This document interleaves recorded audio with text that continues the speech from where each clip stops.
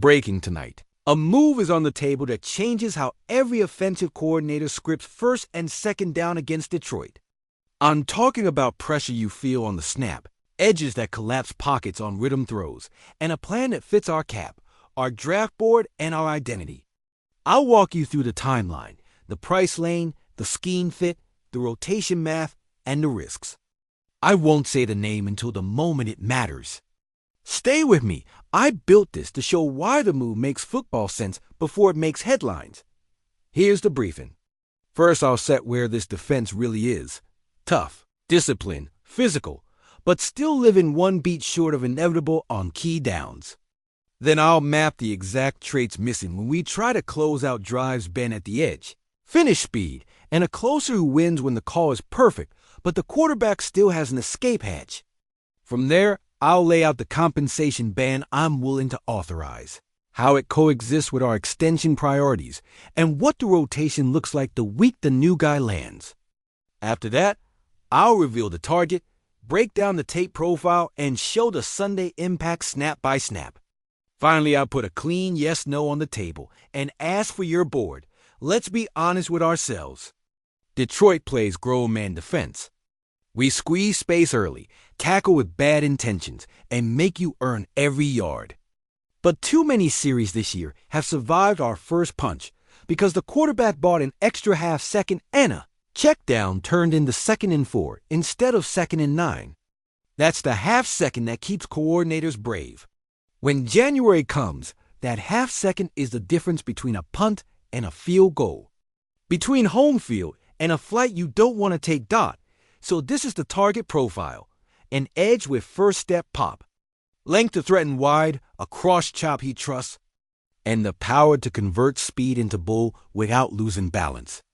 I want a finisher who doesn't need help to get home, who turns pressures into sacks and drives into 3 and outs. I want the booking that lets Aaron Glenn call the aggressive version of this scheme again on first down instead of waiting until 3rd and long.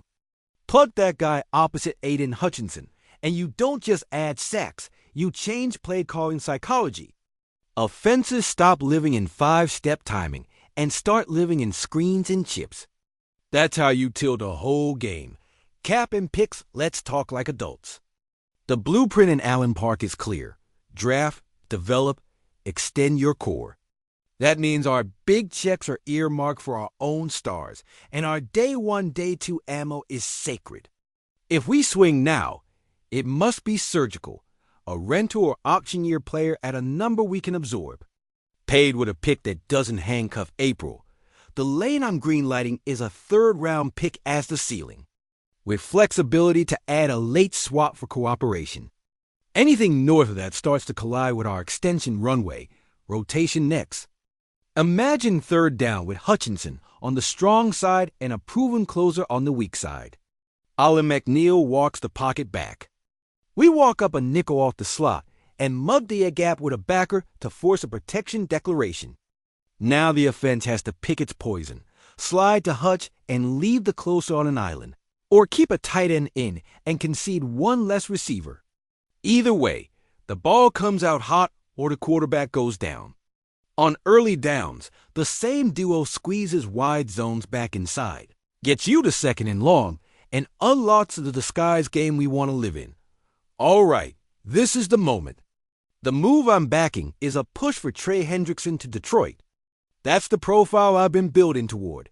Violent hands, real speed to power. A motor that does not quit, proven closing ability, and the kind of snap-after-snap strain that travels in January.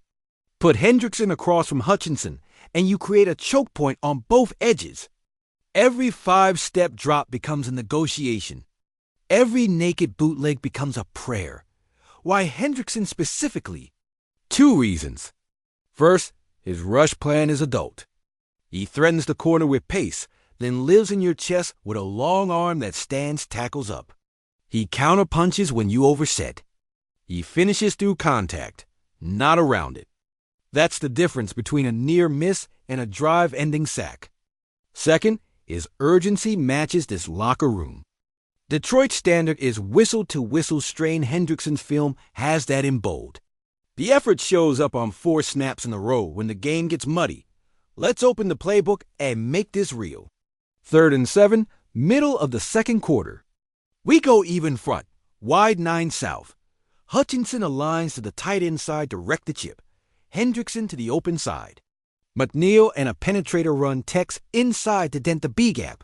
We roll late to single high, bait the glance route, and let the edges meet at 8 yards.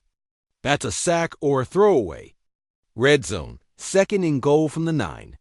We bluff pressure, bail to quarters, and let Hendrickson work inside, spin off a vertical set quarterback pumps low crosser. Eyes drop, edge gets home. 2-minute, last drive of the half. We bring only 4. Trust the edges, play match coverage, and steal a check down at each 20 seconds. 3 different situations, 1 theme. The rush lets the coverage be patient, and the coverage lets the rush finish. Risk profile, no fairy tales here. Hendrickson is a high-mileage rusher who takes real collisions. With that style, you manage pitches. You keep the rotation honest, you give him fresh legs in 4th quarters, and you manage Wednesday reps. The upside is obvious, but the price has to reflect both the wear and the contract calendar. That's why my line is clear, 3rd round pick max, with a late round sweetener, only if we get salary cooperation on the way in. Anything heavier, and you're paying for the name instead of the wins. Culture checklist. This is a blue-collar room. Leaders hold the rope. Nobody hides from work, and the standard is loud. Hendrickson fits that tone. You don't need speeches. You need reps. He gives the scout team misery on Thursday and quarterbacks nightmares on Sunday. The ripple is real. Young rushers steal moves, interior guys feast when edges squeeze. And the back 7 spends less time covering second reaction routes. Now, what does the week 1 integration look like if this lands? Day 1, get the terminology, drill stance, alignments.